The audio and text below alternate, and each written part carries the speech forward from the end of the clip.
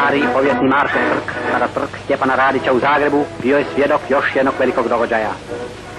Nakon 22 godine dočekali su hrvatski sokoli svečani čas da mogu u slobodnoj Hrvatskoj stupiti pred svoga brata i velikog poglavnika.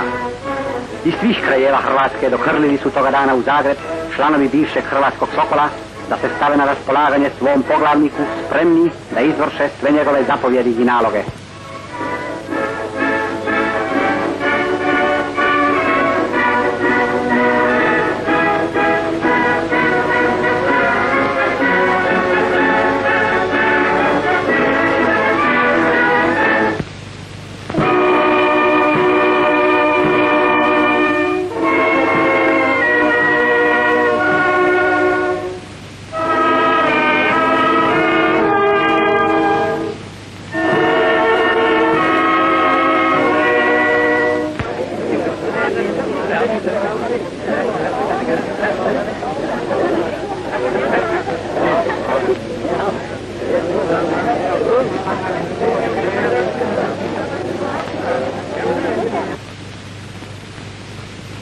U svom govoru, između ostalog, rekao je poglavnik: hrvatski narod je doživio svoju najveću sreću, svoj najveći uspjeh kad je uspostavljena nezavisna država Hrvatska, te u njoj danas ne gospodari niko drugi nego Bog i Hrvati.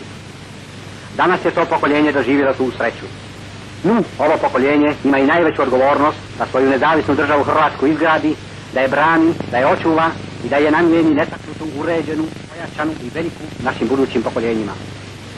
Kao što su hrvatski sokoli časno vršili svoju nekadašnju dužnost u prijašnjoj organizaciji, sigurno će je vršiti pogotovo danas u nezavisnoj državi Hrvatskoj, u Hrvatskoj ustaškoj vojnici i dokazati da su uvijek i svagda za dom spremni.